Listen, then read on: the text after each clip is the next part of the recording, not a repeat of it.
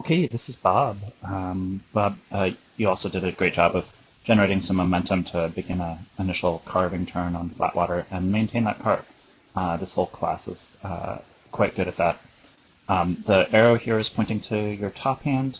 One of the things I want to highlight for you is if you look at my top hand on the right, that arm is bent enough that it brings my blade on the front forward a little further.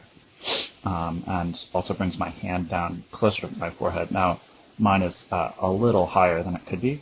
I think yours is quite a bit higher, and your arm is almost entirely straight.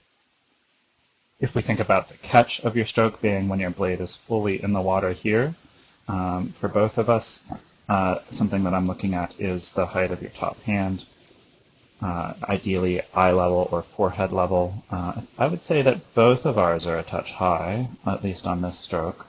And it looks like your top arm has started to bend. I think mine's, I'm going to say mine's a touch more bent than yours.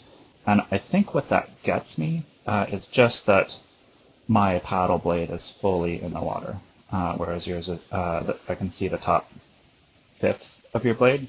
So your stroke, if you maintain that posture, is at about 80% capacity.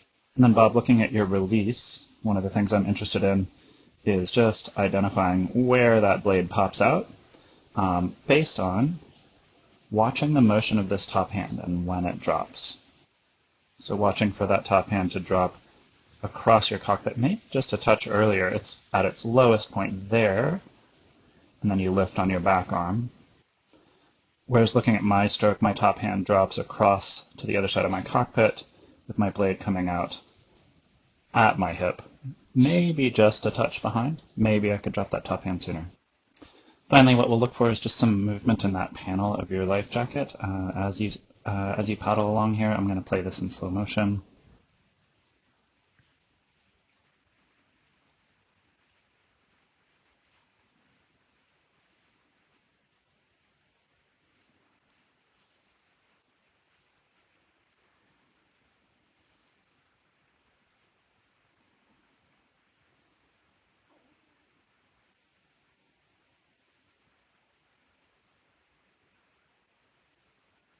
I think especially in this in this frame of mine, you can see some movement side to side of my life jacket panel, especially on the power phase of my stroke. That was just some thunder in case you're following along at home.